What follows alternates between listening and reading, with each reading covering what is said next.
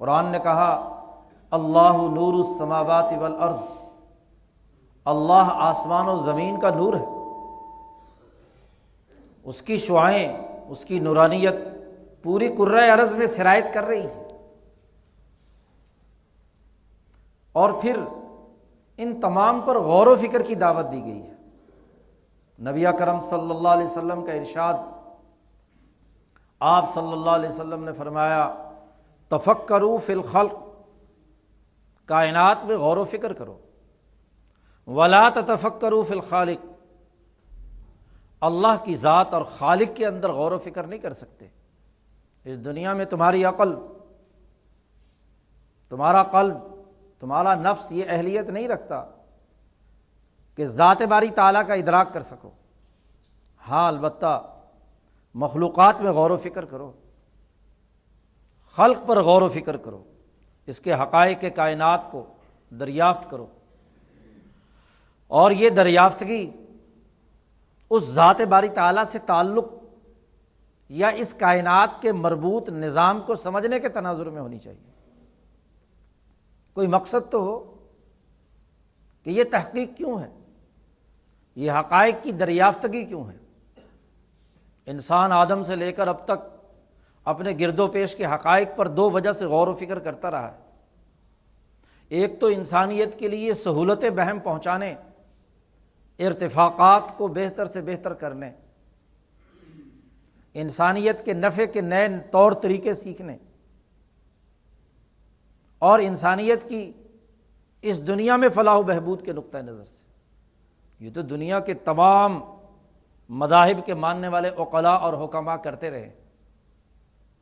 ایک اگلا مرحلہ ہے کہ جب یہ کائنات ایک مربوط اور منظم انداز میں انسانیت کے لیے ایک بہت بڑا مربوط نظام بنائے ہوئے ہے، تو ضرور اس نظام کا بنانے والا ایک خالق و مالک اللہ کی وہ تجلیات و انوارات ہیں جنہوں نے اس پوری کائنات کے نظام کو کنٹرول کیا ہوا ہے۔ یہی رب پر ایمان ہے، یہی رب تک پہنچنے کا عمل ہے۔ آج سائنسدان بڑی خوشیاں منا رہے ہیں کہ 11 فروری کو ہم نے کائنات کی آواز سن لی۔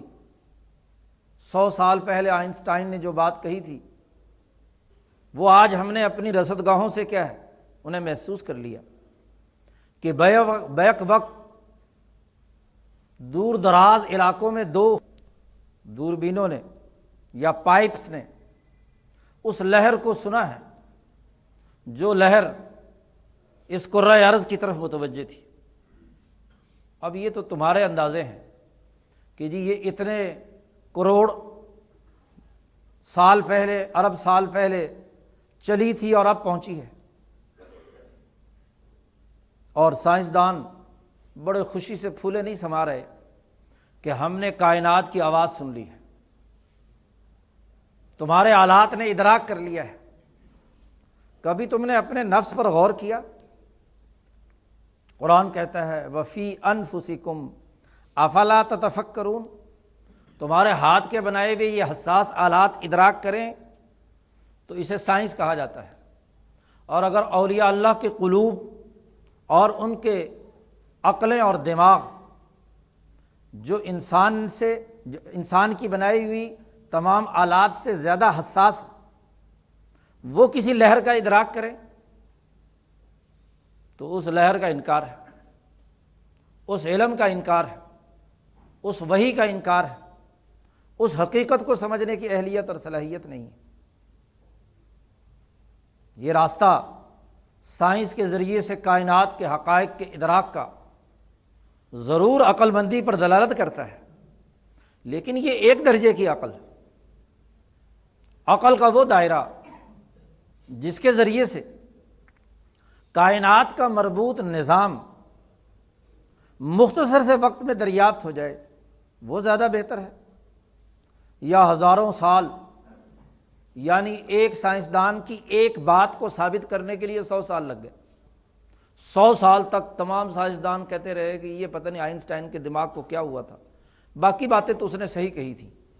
یہ جو اس نے کہا تھا کہ اس طرح کی مخفی اور حساس لہریں زمان و مکان کا تانا بانا بنتی ہیں، اسپیس اینڈ ٹائم کے وجہ سے ایک جال، فیبرک جال بنا ہوا ہے اس پوری کائنات میں۔ یہ پتہ نہیں کیا بات کہی تھی، یہ ہمیں تو سمجھ میں نہیں آئی۔ اپنے ہی سائنسدان کی اپنی بات ہی سمجھنے کے لیے 100 سال لگ گئے۔ کہتے ہیں جی وہ اتنا بڑا جینیس تھا کہ اس نے 100 سال پہلے ایک چیز کا ادراک کیا جس کو تمام سائنسدان جھٹلا رہے تھے، اور آج وہ بات ثابت ہو گئی۔